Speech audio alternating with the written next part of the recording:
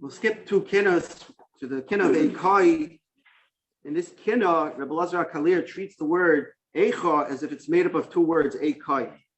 As if to ask, Eikai, how could it be that Eikai, where is the promise of Kai?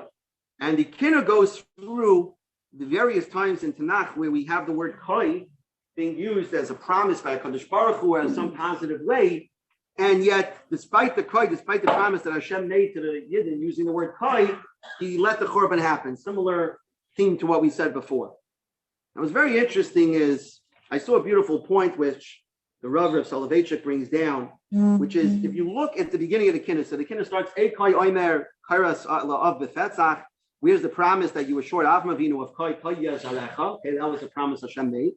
But then he says, Ve'inata Bulu At Samei B'Retzach Lom Elikim Zanach L'Netzach. Now, the Kai, that's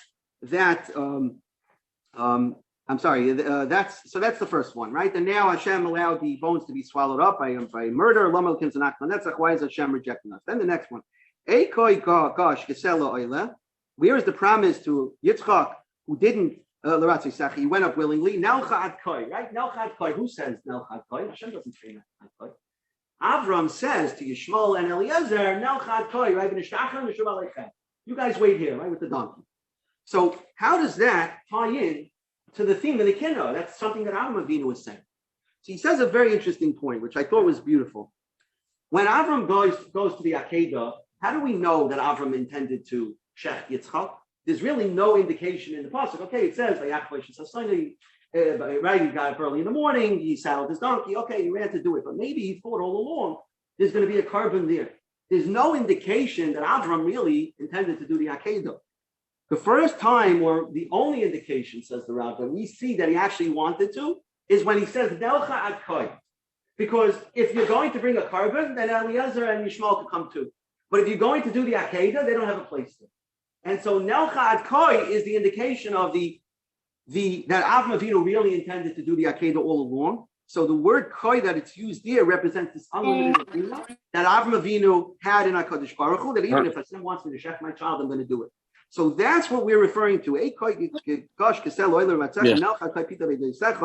calling on Hashem. Avram had this unlimited emunah, this complete and faithful turning over of his desire to you, and therefore that has to stand for us. That has to get some schus for us, even if the schus of the Avos is missing, is gone, is used up, but the promise to the Avos still remains. And now your beloved are speared like pieces of fruit. And why Hashem why are you fuming that you're the shepherd for? And it goes further. The Kai by Yaakov Avinu, the Kai by Moshe Rabbeinu, a Kai type Kishalach Olavedecha, Kai Saimar. Right? He says Kai Saimar. This is what you should say to Paroi. A Kai Krisos Chadash's Brisois, Bechoy Omar Chatzos Alayla.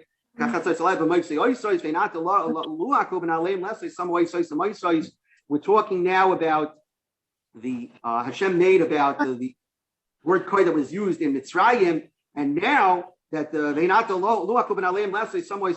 they come to the holy places with their shoes on, and some way says to Moses, they take their signs for true signs, which refers to the sign that Nebuchadnezzar had when he shot the arrows. The Gemara tells us, and no matter which direction he shot in, it always went towards Yerushalayim, which was a sign that he should destroy it, and Titus with the sign when he stuck the sword into the paraiches and blood dripped down, he took it as a sign that he had killed Kaviyachal Hashem.